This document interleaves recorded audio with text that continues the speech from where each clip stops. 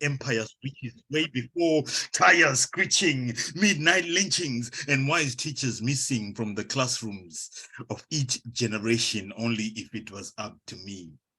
But pray that it is not up to me. I ask tormenting questions. If it was up to me, I might ask, who weaponized my identity? If it was up to me, I might ask, how many college degrees does it take to be free? If it was up to me, I might ask, who holds the master key? But honestly, deep down, all I wanted to ask is simply, what hen guides the Blue Nile from Ethiopia, Sudan, then Egypt? Is there a database above or below that holds the footprint and glow of the entire Bantu people whose noses are bridges to the breath of ancient times? I want to ask, do the Khoisan hide medicines that have never been found ever since healers changed surnames and their scepters exchanged hands? Simple questions, as curious as the eyes of those that have dreamed of the motherland and never been, or the African with muscle who idolizes Scarface in a hustle he never wins. If you've ever watched an African child play, you would know that all the artificial intelligence could not compute even a minute fraction of the innocence. We all wish upon a star in a reality that tempers with our galaxy until our universe is the black market of what it used to be. But I still know of some who, if it were up to them, they would invest all their savings in this craving to be free. Free like the voices of the griot in Mali that shoulder the secrets of the ancients, the way the hills that surround Kigali in Rwanda carry tea plantations of infinite wonder. Free like arrows from the hunters of the Hadza people in Tanzania that stare elephants in the eyes and wipe away their memory. Free like birds made of soapstone from the Zimbabwe ruins, which fly into the lucid dreams of young men like love letters from the dead. Free to dream the dreams of Miriam Makeba, Patrice Lumumba, Nina Simone, Thomas Sankara, Pilandwandwe, Marcus Garvey, Wangari Maathai, Ya Asantewa, Queen Zinga, Ken Saro-Wiwa, Joshua Mkabu, Winnie Mandela, and all of the dreamers combined. And as clear of mind as Dr. Samuel Achilefu, the Nigerian scientist that developed the glasses that see cancer cells, the deep wells of all the aspirations underneath our breasts, underneath our chest, screaming, it's up to us, it's up to us, it's up to us. Liyabasabana. Asibesabi siyabafuna. Liyabasabana. Hayi asibesabi siyabafuna. My name is Zomkhonto. I come from Zimbabwe. My greatest wish for you today is that you remember this one thing. Remember the next time that you break down, that you're a complex machine. And that the tools that it takes to put you together again are not made of metal, but soft things that do not weigh much on the scales used by this world to measure our worth. We are boundless, weightless, and your birth is a magical musical note to complete the rhythm of all creation. You're a complex machine. Breaking down is necessary because we are made of very delicate breaths, held together with the silken ropes of extremely fragile heartbeats, each trying to connect to the next with as little heavy breathing as possible, not struggling for air, but fumbling for a strength that holds together our bodies just long enough to exhale. Because we have a lifelong contract with trees, a promise that these lungs, although not made of bark, the branches that hold them in place in our chest will suck in each morsel of oxygen and help us to proclaim at the top of those same lungs that we are here voluntarily, that we are not forcing this living thing, that we did not arrive in this world kicking and screaming, but that it was the world that started yelling in our faces in a language we couldn't recognize. And when we became traumatized, the world still charged us for inventing our own language of love. That in our several attempts to find meaning, life was hurling stones at our engines. And since we are not grindstone machines, we broke down. But those same stones that the world threw at us over time, we use them to build the mountains you see in front of you right now. Because rather than be buried underneath them, we built ourselves a fortress, erected rock statues out of ourselves instead of become stone-hearted. We are complex machines. There are parts of us that cannot be replaced. There are tiny screws in us that cannot be mimicked. The mechanics of our being needs more than a simple oil change. We repair our brokenness by making poems out of ourselves, wind chimes that dance from the raging feet of our resilient theme songs. We are smart, complex machines, far from placing ART in artificial. We put our ART in art. And one of the complex machines that I know is my son, Mziwelanga. Mziwelanga means home of the sun. And this is the letter that I wrote to him and all the black boys. Ndotanayam, my son. I wish you mountains that stoop down and crumble the tufts of hair on their crown, to create beach sand for the shores that this world will not stumble into and dare to pollute, where the music of ancient flutes is trapped in shells that populate its blanket of pebbles and stones, which when thrown against the surface of the ocean, with each bouncing motion, whistle back the secrets of the snails that died inside them, carrying hell on their backs and heaven inside their hearts. Those said to have slowed down deliberately and sacrificed themselves so their shells can become refuge for the songs whose melodies are now known for guiding the bruised hips of lost slave ships back home. My son, I wish you to speak bright words the way light was named, with sound in attendance, and that I live long enough for the chance to tell you the story of how light and sound learned to dance together for the first time, trapping the universe in 1 trillion light years of rhythm. Ndotanayam.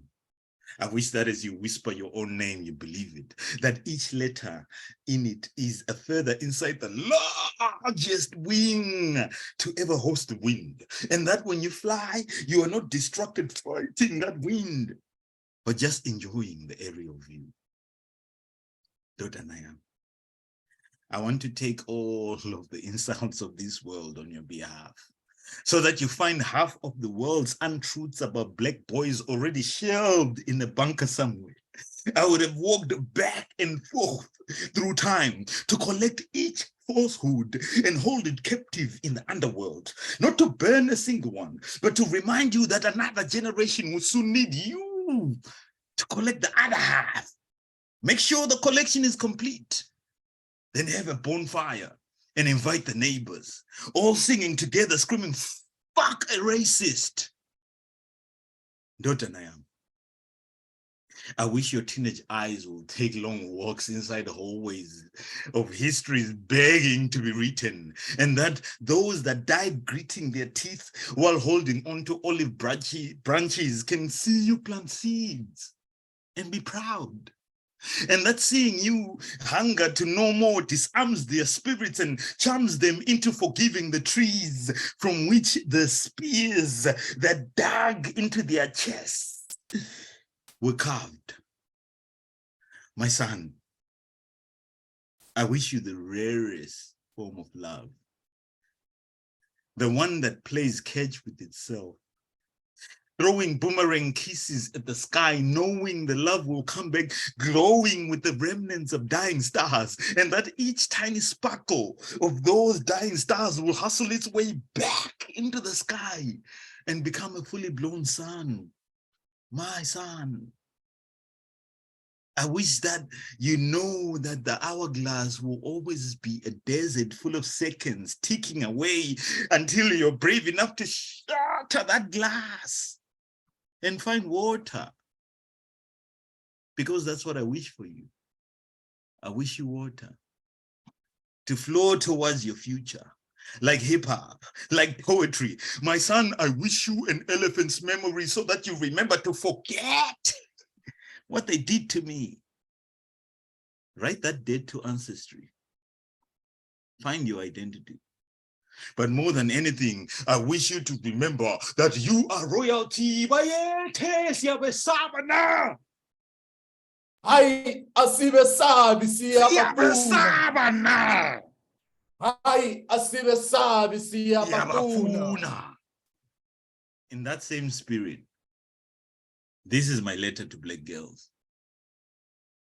written through the daughter of a single Black father I know, who asked me to write this and inspire his daughter on her birthday.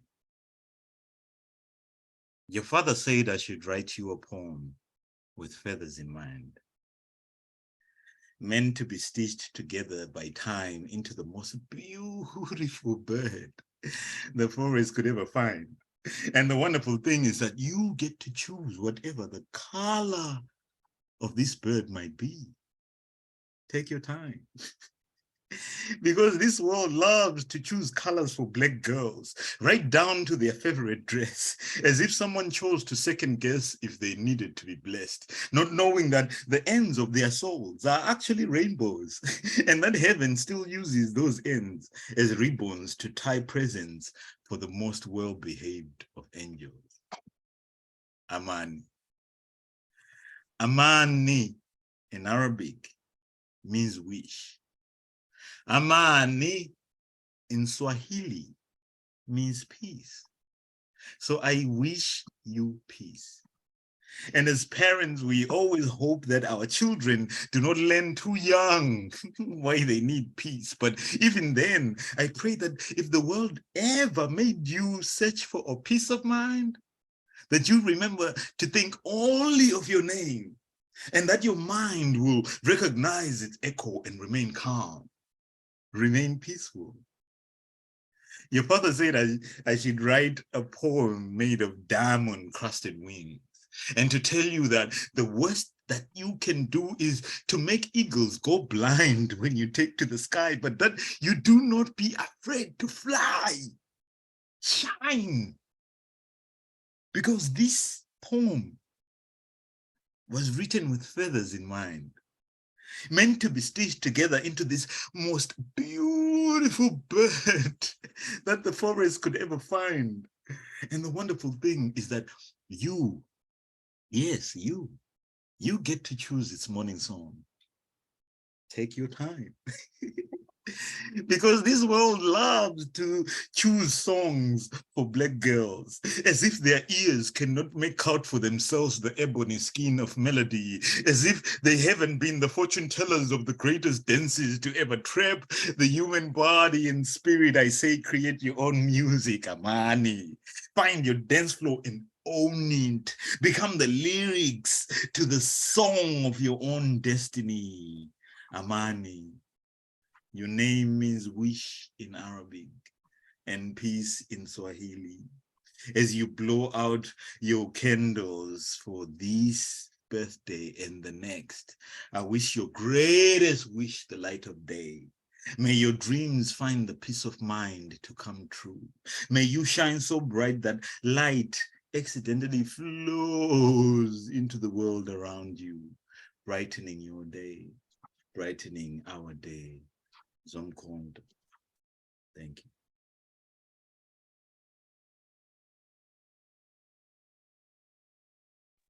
Wow. What a way to start the morning. Thank you so much for that beautiful performance. We're all privileged to have been here.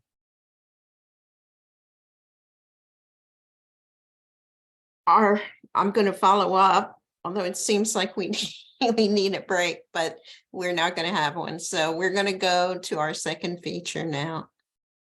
And I'm sorry for belatedly starting the video. And we can always redo the beginning. Okay. Our second feature is S'phongo. He's won 6 international slam championships and performed all over the world. He has published his poetry and works as a DJ, as well as a youth leader in his hometown, Freetown. So I guess, S'phongo, wherever you are, I don't see you. You have moved to another country, is that right? I'm from Zimbabwe. I currently live in Sierra Leone. Yeah, that's what your uncle told us. So go on ahead and start your work. Thank you. Poetry is life. Poetry is consciousness in action. Poetry is all my ancestors, past, present, and future, screaming at their loudest through the thoughts that I pick up from the ether, immortalize in ink, memorize, and repeat again and again and again and again. I am S'phongo. Legal name Tensen Wagoncube. My first breath of oxygen was in the city of kings and queens. Go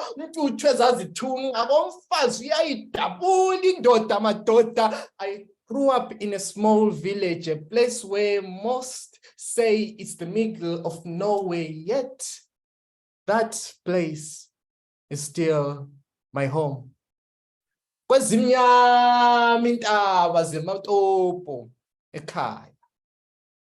Home.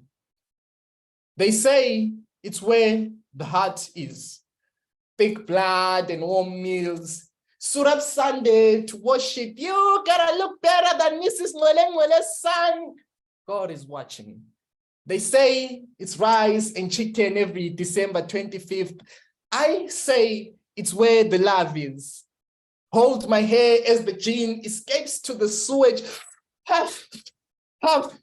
Has to hold my hands as I beat up my demons. They say I should write about it. Home, a place I miss dearly. The endless mountains that stretch far beyond perception. One small, one big, many gigantic, depth in black, brown, green, all colors in existence, blue-tailed lizards and shy geckos peeping out of homes long forgotten by Odo. I'm talking about the woodpeckers. They say I should write a happy poem. Paint pictures of hope and joy with my ugly handwriting, sugarcoat my frustration with feel-good sentences. But that makes me no different from a charlatan. It doesn't save my attempts of detaching from the system. I'm thankful. Inhliziyo yonwabile, I'm thankful to you. No. Not all of you, but specifically you. I'm thankful. This is the ultimate truth. This moment wouldn't be without you, so to you, I'm thankful. Stay rooted to this moment as it's the only thing that there ever was.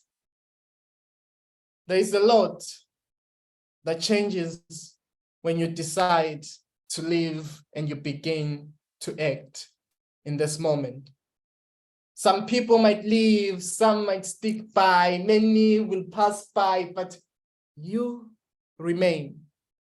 The impossible ceases being a mission and becomes a way of life. You stand in the mirror, look at the reflection and say,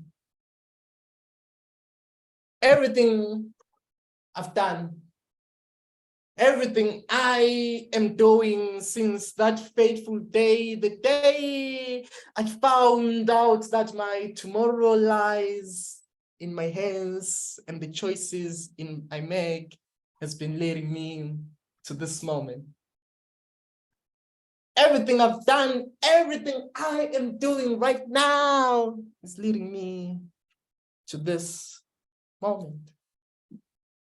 This moment I have all I want. This moment I am the coolest monkey in this concrete jungle. This moment I am the best to ever do it. If the crown is real, then I'm king of the city. My schools will be teaching kids to love themselves and others for who they really are, to learn to live neither in past experiences, nor to be caught up in planning for the future, because the only moment that matters is now.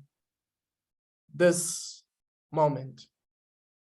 This moment I have all I want. This moment I am the coolest monkey in this concrete jungle. This moment I would like to thank Ubaba Joshua Mkabu Lamakawe Ake for fighting for a nation that's too scared to fight for itself, a nation that's armed with keyboards, a 2,000-year-old book and education, a nation that believes its prophets more than its poets. Tell me, how blind is thee? Can't you see that they're after your profits to pay the ones who come and give testimonials? It's a game of numbers. You divide and conquer. Make them believe in a fake God, believes in the sky, and pay no attention to the one inside. Tell them of ancient cases and how paying tithe will heal their laziness. My brother, my sister, there is no such thing as miracle money. You see, money is energy. The laws you need to follow if you want to drink from the source. And I'll tell you the truth, none of your prophets teaches them, because they don't want you living in the moment. This moment. This moment you can become who you are. All you gotta do is decide.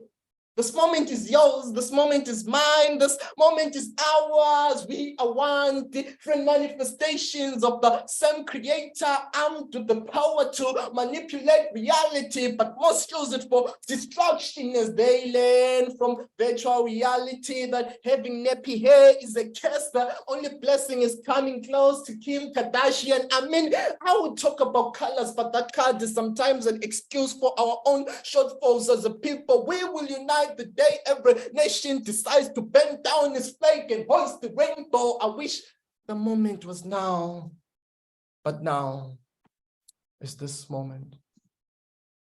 This moment. This moment I keep to myself because I like to go on trips. Trips that lead me to discover perceived tricks that makes us tick, boom, boom, boom, like the dusk to dawn. We live in a loop. Sunday, an easy day like January 1st. The 30 days that come after are an absurd repeat of Monday. From a perspective, of course, we race through the script, each at their level best. The goal, get December, boss. The weekend of weekends, aslali wena, sijayivaliza lithuli kude.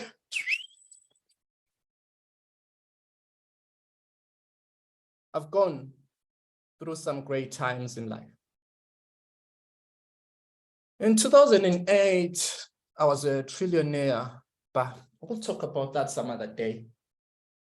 Most of the stories you are experiencing right now were born out of these great times, the pain, but as equally important as that, the knowledge. You know, there is an infinite number of possibilities as to how each story begins and how each story ends, if it ever does, you know. Each possibility is as simple as making a choice. I can tell you all my secrets, but no. They are not important. Instead, I write about how the world is and how it's supposed to be like, according to me and the ones who inspire. I get on stages to shine the light, showing you how I make my life right. Maybe that is not right. Maybe all I'm after is your Facebook like, a retweet, endorsements from the cool kids. Some of the things I hate to like, and like how I hate simple. Like the economy resurrecting in 3 days, like Jesus, I mean, running out of Viagra, it turning you to a preacher, trying to conceal your savage ways, but the scars you inflicted on hair are written all over your face. They spring each time you try to whisper. Tell me, what's the scarf for? Yes, I am talking to you, scarf more, Basa. One day I want you to leave my people alone. I mean, they've had enough of your false fuckery. Oh, no. Maybe they haven't, you know. Shout out to the people of Sudan. At one time, they inspired me to do better than the man in the mirror. Maybe you'll never see me in the street again shouting erectile dysfunction out. Hashtag. Maybe this is the last time I talk about him, for the truth is I am my own man. My success depends on no other man or woman for that matter, only my choices. So either him or Mwanawewe to my jiggies track, it will never change the fact that I am of the higher power, a king by birth. This jungle I will protect, making sure the only time I get beat, it's me beating on my chest. Liabe Sabana! Hey, asibe sabi siya bafuna. Liabe Sabana! Asibe sabi siya bafuna. Liabe Sabana! Asibe sabi siya bafuna. Since your mics are on mute and your eyes are on me, allow me to share a perspective. 400 years of oppression and we are still scheming. No. We are not dead. We are alive and kicking, still working hard to free our people, staying true to who we are, like Kunda Kinde, healing the scars inflicted on our ancestors and doing the damage on our land. Luther, continua, Congress, the rebellion will end the day we rule ourselves. The rebellion is no longer against the white man, but against the black man who went to war with the white man, came back victorious, screaming, yeah, my niggas, we got the land, only to shape between himself and his friends, neglecting the people. See, I don't believe that colonialism ever ended. No, it just changed faces. Do pardon me for not celebrating April 18. I was born on November 1897, but no, I wasn't born free. I survived Robert Gabriel, but no, I'm not sure if I'll ever survive the party, because every day I find myself writing letters to them asking what they meant by Second Republic, legalizing freedom of speech. But when we speak, they snatch us from our kids and mislead the feed our bodies. But no, we'll never conform to the system if we do not change it. Trust me, we are going to manipulate it so that Okijana Aneza Emba will pick up and continue the struggle until all peace, all greed is eradicated. Peace.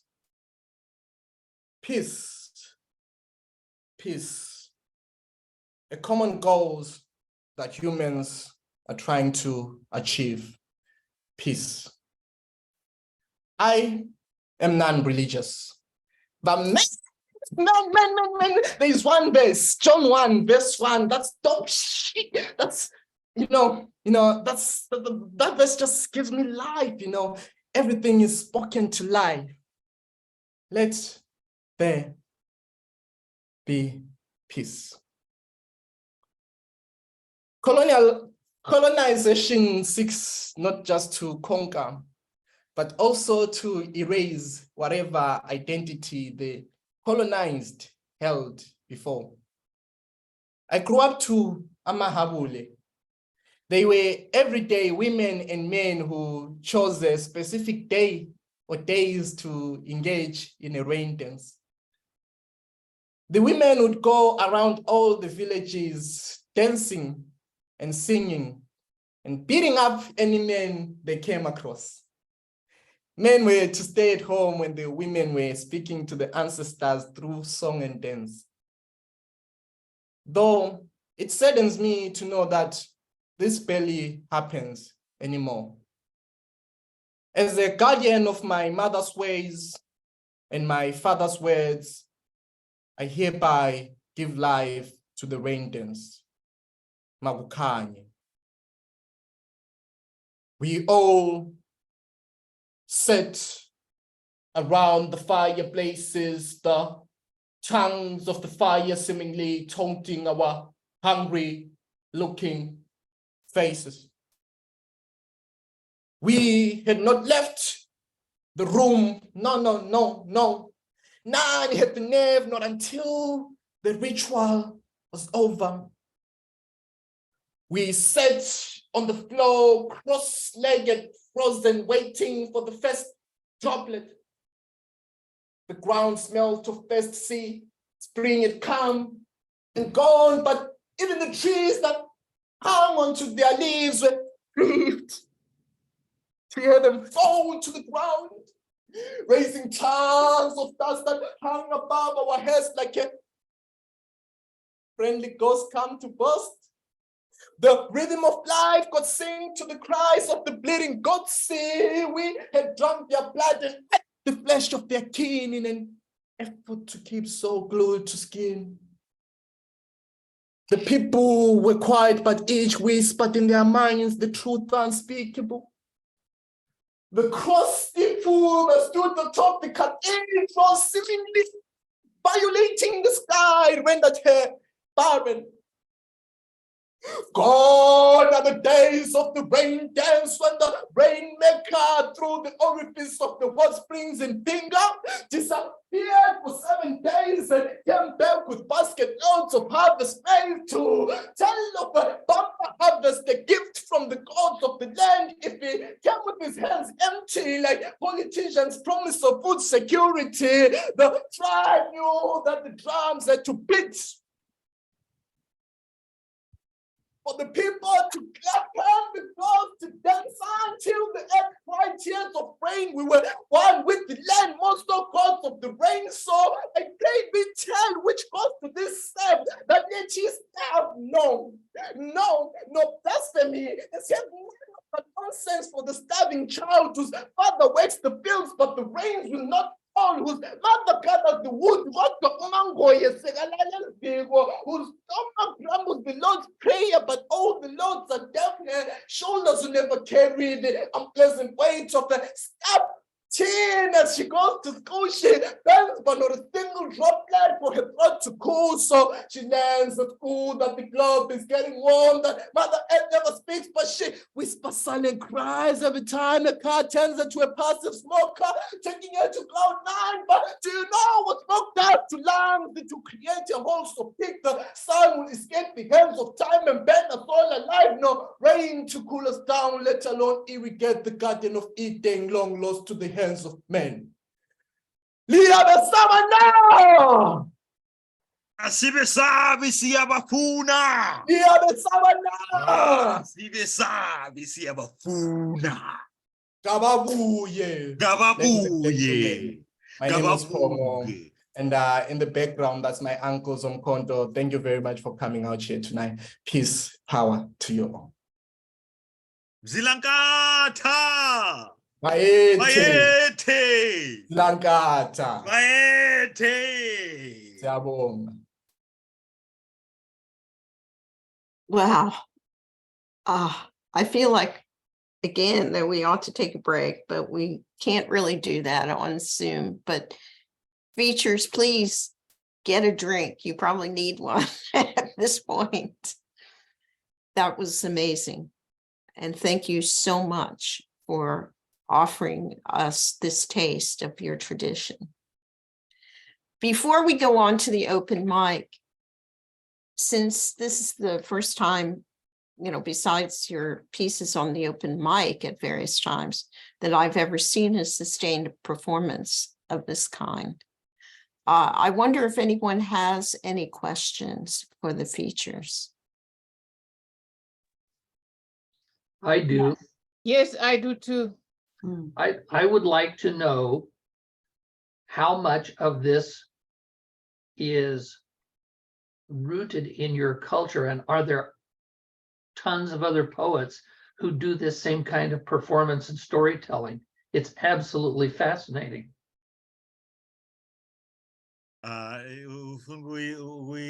Pendula S'phongo.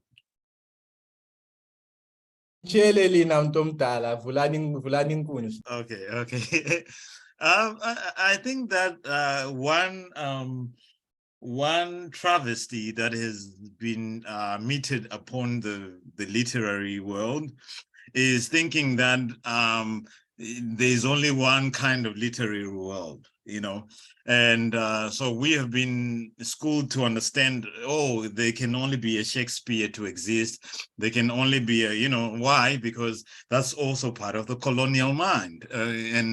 But our poetry and how it's rooted in us as ourselves.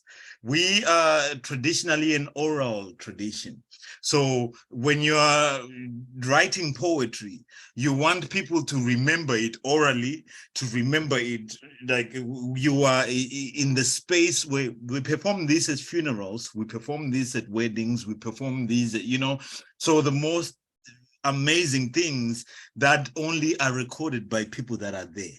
Not to be written and put in some book somewhere, but recorded for people to understand and find the depth of our emotion and what it means to each and every one of us is connected to each other. So do we have a written culture? Yes, we do.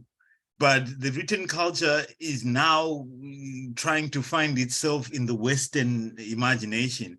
And I think that is the worst thing that has happened to us, because we try to translate ourselves into the Western tradition than let people come and see the beauty of who we are. Yeah. So we try to now juggle the written and the spoken so that people can actually see the pain, the joy, and all of that, marry it in there so that you can really experience it in its most tangible form. Yeah. I have a question too. I would like to know if you can translate what you say at the beginning and in between in your own language. Oh, Between the Liam two of Savana. Yeah. Spong. So it's a chant that I believe originated in the army, the old Amabuto, as we call them, whereby they say it before going to war. So Liabe Sabana is, are you afraid of them? So the person who's leading the song asks, are you afraid of them? And then the others respond, Hi, Asibe Sabi Siabafuna. So they respond saying, no, we are not afraid of them. We want them. Let them come. We are ready for them. Thank you.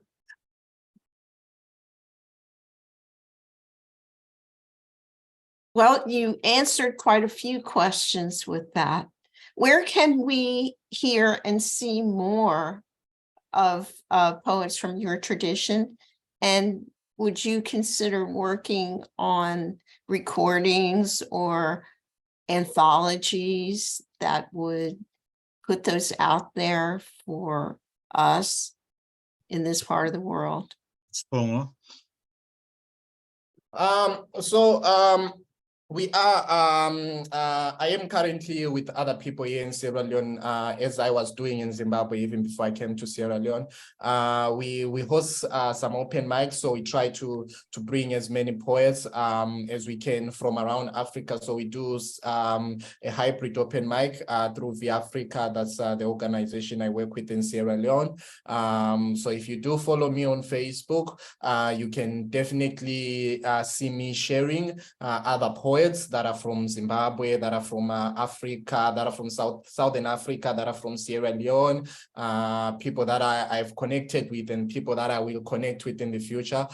So if you are interested, do follow me or Zomkhonto on Facebook. We usually share other poets.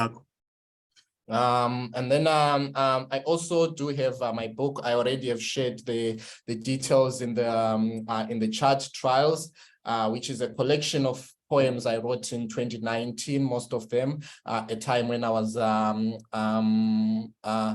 was really depressed because the capital that I had gotten for my company to like everything is done now. Someone scammed me of all the money. So instead of trying to find a solution, I spent like over 6 months staying at home, writing poems.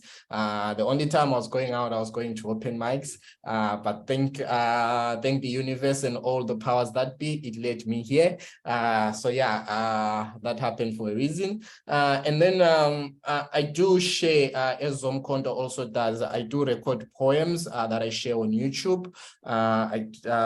Some I share on Facebook. So if you can just click the Linktree link that I'm gonna reshare again, you will find most of my work there. And then I'm sure Zomkhonto can also share his link and you find most of his work there. Thank you very much. Thank you. And Zomkhonto, would you also like to share a link so that we can tip you or buy your work? I've actually just shared my contacts, my link tree. You find everything there. I just got published in this book, Colossus Body, from the US, and it was all about women and how women control their own bodies. We don't want a world where we are continuously getting bashed in the head by the patriarchy. So I feel so very honored to be a part of this. But we are trying to always share poetry online. So if you can join us at New Yorican Poets Cafe, if you can join wherever we are, you know, follow us. Get me on YouTube. I always post something on there. Zomkhonto, Gabatela. I always post stuff there.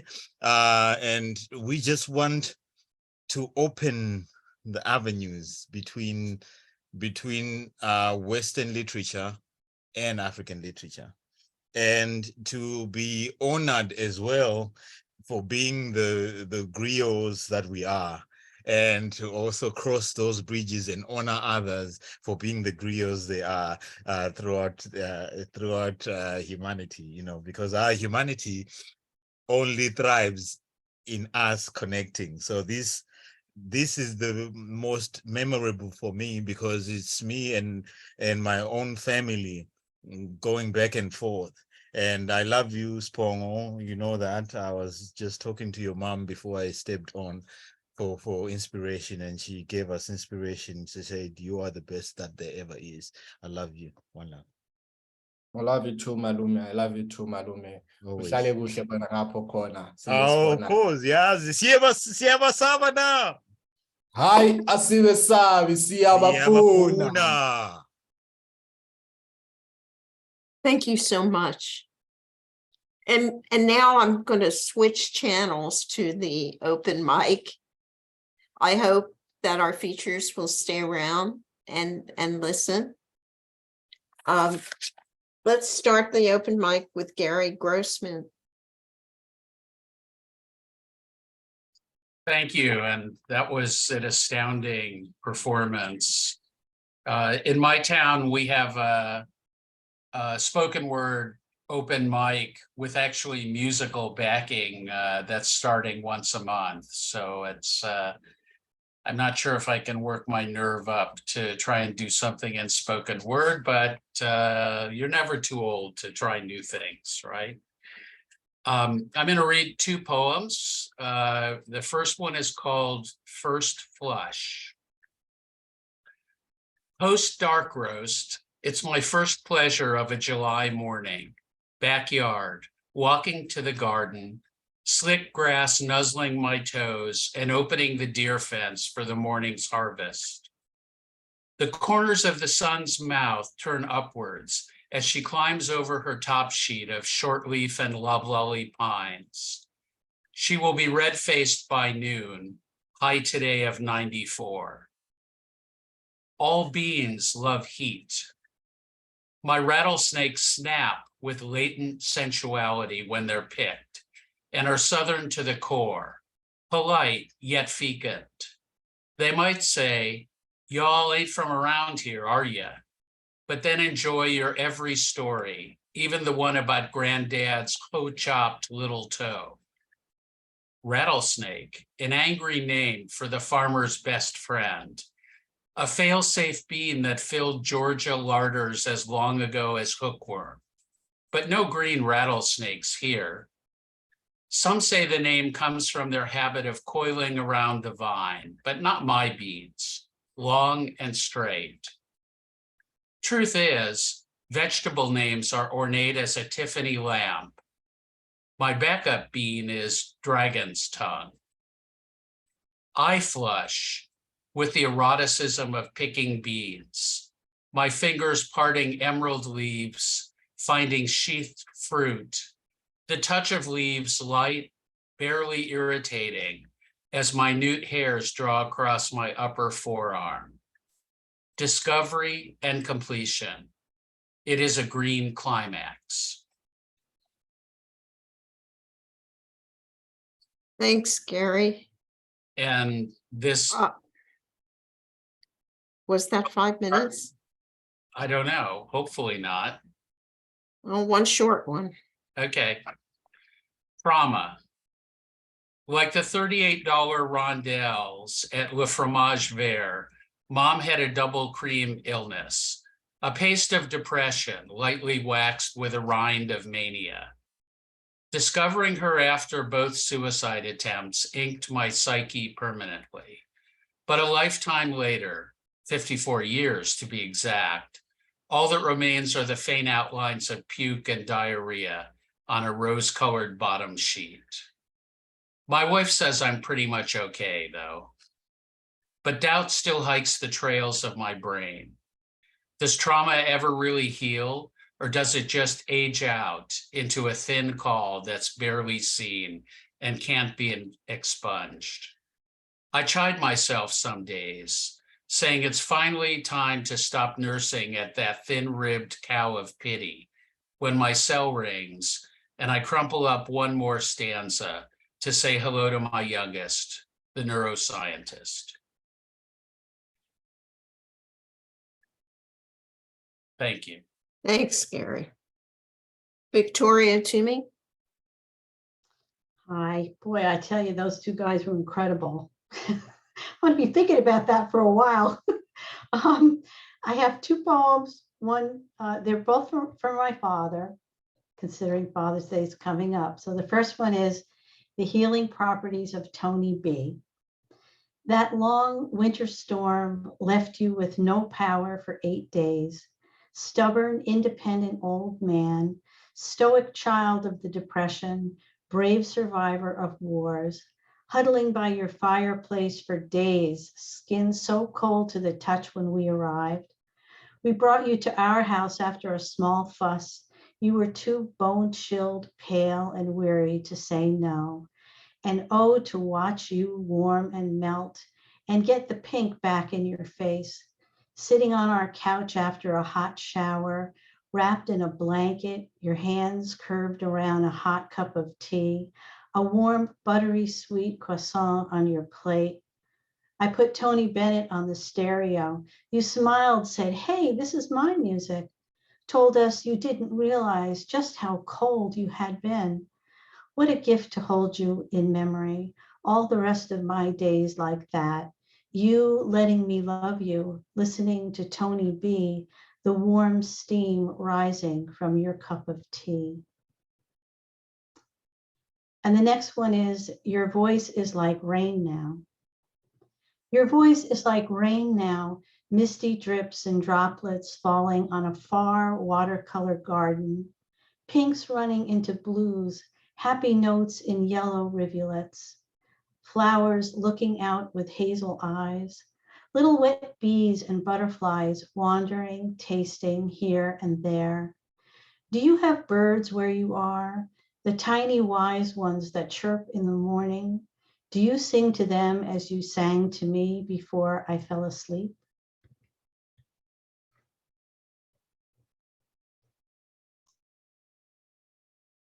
Lovely ending, especially. Thank you. Okay. I didn't see Marianne Teft come in. But here I am, Robbie. Okay, then go ahead. Thank you so much. What an absolute privilege to be here this afternoon. I have two poems that I'd like to share. I'm really delighted to be on this open mic behind two gentlemen that I have the privilege to call friends. I see you travel eagerly, hopefully, from star to star, seeking the inner light that outshines every sun. I watch you close haul toward their lighthouses, tune your antenna to their radio beacons, and crest and fall according to their tides, but their accolades cannot embolden the power that has churned within you from the time before the time of your birth. I have never conversed with your gods, and it may be that I will not be chosen to learn to speak their language, but I know without words that you are the you in universe. You are and always have been all you ever really need to know. And my second poem was actually inspired by a post from our friend S'phongo. We are north, south, east, and west. Tenacious baobab and lilies, blue lavender to honor the sky. Our past is the launch pad of the future of every star. We are the wellspring of mother's kisses that gather in cascading dreams and smoke from horizon to horizon. We are every indigo night whose whispers lifted devils from dry footsteps and spun clouds that rained fire-throated cries under every searching sun. We are eyes that stare in terror and glares focused on freedom. We daub our skin with blood and ashen souvenirs. We drum the diamantine briars from our sides and mine our untarnished future beneath lustful striations of gold. The universe expands in our sight, and we grow large in its embrace. We are not the destination, but the point of all departures. We are seekers who crave the path. We are not a place. Thank you so much for today. Thank you. That was wonderful. Pleasure was mine. The next reader is Mark Petrie.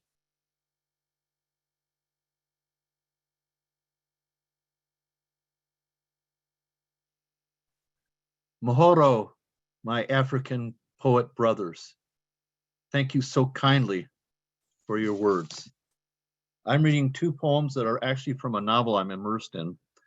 The first is a love poem written from the protagonist as he's dancing with who will be his wife later in the novel. It's called Under the Cajun Moon. The accordion played a Cajun tune. She danced with me under the stars. Her hand touched my shoulder, her fingers laced with my fingers laced with hers. We twirled together, an arabesque in our own private world. The music played as we rested, her toes lightly on mine, her hands laced behind my neck. No hesitation. Our hearts beat, our breath froze. All the lost years fell from my mind in that sacred moment when our lips touched. And this is a poem later in the novel after they first have slept together. They haven't had sex yet, but this is the first time they slept together. And it's called Last Night. The fire you traced with your fingers on my back last night burns like Cupid's arrow as I recall your eyes dancing in mourning. A desire pierces my soul. In the darkness, my mind traces your heart on my naked breast. My heart beats to the rhythm we waltz to under a Cajun moon as I listen to the song of a loon on the Canadian surface of a black sea. Thank you. Thank you. Our next reader is Mary McCarthy. Okay. I must say, I am really happy that I didn't miss this one. This was wonderful, wonderful. Okay. Hope I haven't read this one to you all before, but it's called I Lied About How Scared I Was. I'd never been anywhere like this before. No green except at the edges. Nothing lush but the moonlight on desert sand, a world red and orange beneath the blue enamel sky. Prone to sudden turns and drops, elevations and descents that challenge easy breath. The land old, oxidized like a car left to rust, with all its good bones showing. Coyotes and javelinas, ordinary citizens, intent on their own lives, under the eyes of hawks and vultures, in a soundless glide. We came for joy, to forget my diagnosis, hoping to escape to the unfamiliar, hoping the bright kaleidoscope of hot air balloons could lift us as we watched them rise into the cloudless sky. In an open field, the crowd gathered for the launch, swirling around the baskets, still tethered, the whoosh of flames pushing expanded air into the silk skins, inflating to capacity, pulling up against the ropes, eager to fly. Maybe I sat too close. The wind rose, pushing hard, and the balloons threatened to come loose. More and more men rushing to add their weight to the ropes. Human anchors that weren't strong enough. I heard a cry of warning, looked up to see a great expanse of heated silk coming down on me like a fall of rainbows, wild enough to crush. I dropped and crawled out from under the shadow of that shining threat, lighter than air and yet heavy enough to smother. I reached for you, your arms pulling me up into the promise of protection you were always good for against fire and fury, upheaval and avalanche, trying even to rebuff death's advances in those hidden cells of dark malignancy, giving the lie to every plan tomorrow. And a short one. This is actually an ekphrastic after a painting from a local painter that's in one of the museums here of a woman sitting on a chair. It's called Graham. Done with the day's work, she hangs her apron on a ladder-back chair, sits on the front porch in an old house dress, knees out, feet planted, arms open, bold and wide, her skin a loose garment, face and hands lined by years of love and hardship, time's lacework, finest silver point etched by a master craftsman, exact, indelible, beautiful, surviving all that tried to break her. She broke like a wave against a rock, recovered, absorbed the blows, mourned her losses, and went on. Mother of generations, survivor. She owns the space she occupies down to the last atom. Thank you. That was terrific. Thank you, Mary. I love that hot air balloon. Wonderful. Thank you. Jen? Not all of my poems come from exotic places. I have two relatively short ones that came from a work meeting this past week, where we were talking about lowering expectations because we like everything to be perfect and it never is. So I was challenged by someone there who already knew that I wrote poetry to address the topic. So here is a poem called Scraping the Barrel's Bottom. And I'm going to read it in the voice that I heard it in my mind. I lowered my expectations because I was told that happiness could only be got by asking less of others. Mind you, it was horrible watching things done poorly, if at all, when with a little effort, they could have been done proper, neat, and on time. Always a challenge to watch a task being done half fast when full speed is called for and not jump in to help. But I tell you, I've learned that taking on another body's work just because they ain't doing it only leads them to think they don't need to do it at all. Burnt too many times, I stopped stepping in when I felt the urge, when I couldn't stand seeing a job not done right for no good reason. I've also stopped believing that there's any peace to be found by wanting less than the minimum, and so by golly, I have once more upped my expectations. Now up yours.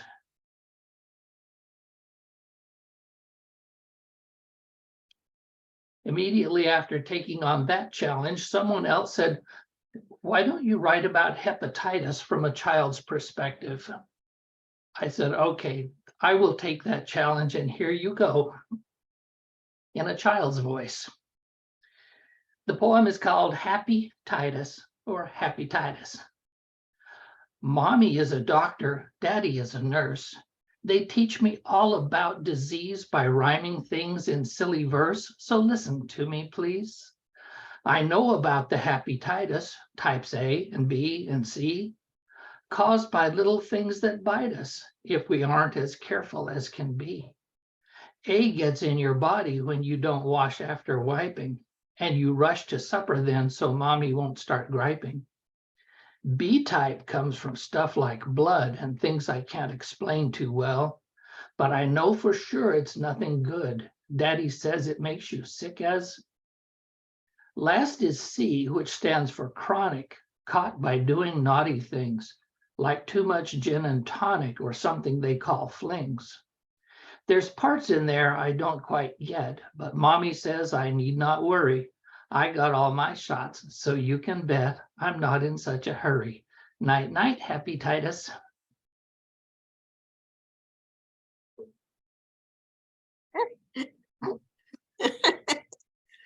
Thanks for that. For that. We have one more person on the open mic, and that is Suzanne West.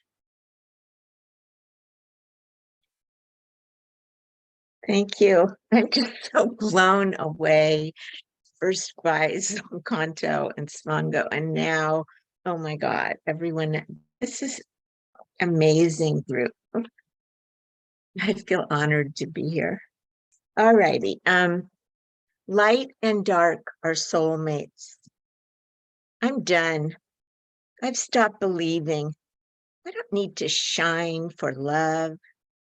I am not too intense, moody, thin-skinned, temperamental, weird, or too gray, wrinkly, hairy, scarred, lumpy, bumpy. I am not too anything. I found my growl, my howl. I lick my fur and swish my tail. I love my thunders and my storms. Lunar laugh, the night. I revel in the night and her creatures. They know me as their own. Moon's magic angels led me to my kindreds, timeless brambled ones who trust spiders, trade secrets with cats, cry in public, would never let a fallen bird die alone. Look far into aching eyes and melt frozen tears of the shivering ones. Live from the heart. Follow the call of raw wind. Let wild wonders have their way with them. They know winter screams joy in the caves. Blood can be nourishing like rain. Wounds are openings for love. Life and death embrace. Light and dark are soulmates. They greet bees and worms and doors and cups as children do. Hello, will you be my friend? Home, I am home. And then I have one more shorter one here. Threads of light. Threads of light. The threads of light woven into us since the beginning streamed me away from the dark of the family that could only see their light in the electric promises of this world. The threads knew I would find true home. Invisible help would guide me. I would weather the harrowing journey. Pain would crack me, that is, open me to make more space for the light, changing from wisps to ribbons to rushing, roaring, something that waves that would flow into the dry, barren reservoirs in this being, thirsting, longing for life and light. Thank you. Thank you, Suzanne. I skipped Rose, and I'm so sorry, Rose. So come on to the open mic. Okay, well, listen, then I do only one to make it short. Hang on. Okay, it's from my book, Saudade. I only wanted to say again that I'm so grateful to the internet that I could be here today, that I'm in Peru, there's Africa, there is the United States. It's absolutely wonderful. And I thank our African brothers for that performance. I was thrilled. And it's very hard to follow that act. But anyway, here's my poem. Where no one knows your name, you enter this world in disguise, stay invisible. Except the cut of your cloth gives you away. The color and texture of your hair makes you an immediate suspect. And your built-in GPS pinpoints the exact planet you left. Before you have even a chance to relax, you are outed as a foreigner. You stutter and fumble, their language still costs your tongue a twist or two. Your hosts are earnestly trying to follow your incoherence. It's not so much that you're boring. It's that they're losing interest in your profound observations about modern slavery, all rendered haltingly in a world where sharp syllables are spat out at the frequency of bullets from a machine gun. The need to reinvent yourself was not something you knew much about. It just happened, and you filled your pockets. And then you look back over your shoulders only to see a tiny speck against the evening sun getting smaller with every step you take. In your heart, you know that there is no remedy for self-inflicted sadness. Thank you. Thank you so much. That's the real end of the open mic. And I'm sorry, I do that occasionally. Thanks so much for being here, and thanks to our wonderful features and our open mic. You can unmute and applaud for them and for each other and for the audience and for whoever is listening. Here's for the features. Thank you so much for giving us time and letting our words find a home in your spirit. That is so amazing and so welcome, because poetry is what defines us. Before we were in our mother's womb, the poetry got planted in their womb. So thank you for allowing me and S'phongo to share that beauty of our soul. Thank you It for was being here. wonderful. I'd like to mention something. you. I'd like to mention something to the African poets. I just watched an opera called Omar, and it's the story of an African scholar who was sold into slavery, and he wrote a memoir in Arabic. So the people in North Carolina could not know what he wrote, so it's considered the most accurate description of slavery. And in Africa, he was a nobleman, and he was a poet and a wise man, a follower of Allah. What's his name?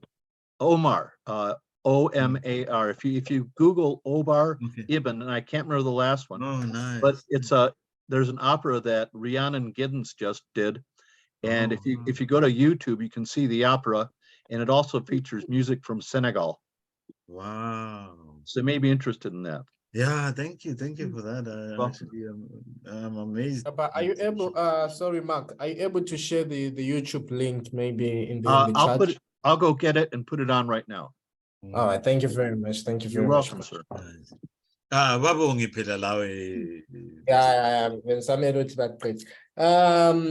Thank you very much, everyone. I'm forever grateful. Without you, this wouldn't have happened. Each and every one of us contributed our energy, our time. It was beautiful. The poetry is amazing, as always. Yeah, thank you very much. Stay safe, always be kind, and always, no matter what they tell you, always make the choices that make you happy first, not other people first. Always make the choices that make you happy first, and then you can think about other people, because you cannot give what you do not have. So if you are not happy, you can't give happiness. If you are thinking giving happiness, you are fooling yourself and the other people. So always make sure that the choices you make you happy first before you try to make others happy. Thank you all. Have a good morning, good evening, or good afternoon, wherever you are. Thank you. I needed that. Mzilangata. Bayete. Siyabonga, bayete. Bayete. Bye, everyone. Bye. I put the link out there for the YouTube presentation if you guys want to look at it. Oh, thank you. I got it. Thank Thank you. you. Robbie. Thank you so Thank much. you. Thank you, Kate. Thank you so much. Thanks. Okay, Robbie, I Suzanne. hang around because you said you wanted to talk to Yeah, me. yeah. Overnight. So I'm gonna Impairments have a private. The ears are nothing more than a microphone. Bye, to everybody. the brain Bye. responsible Bye, for everyone. hearing. Big love, big love. No matter what type of hearing aid you use or what. Want to stop the recording, Rob? Oh, sure. I'm sorry. Thank you Oh. and adios.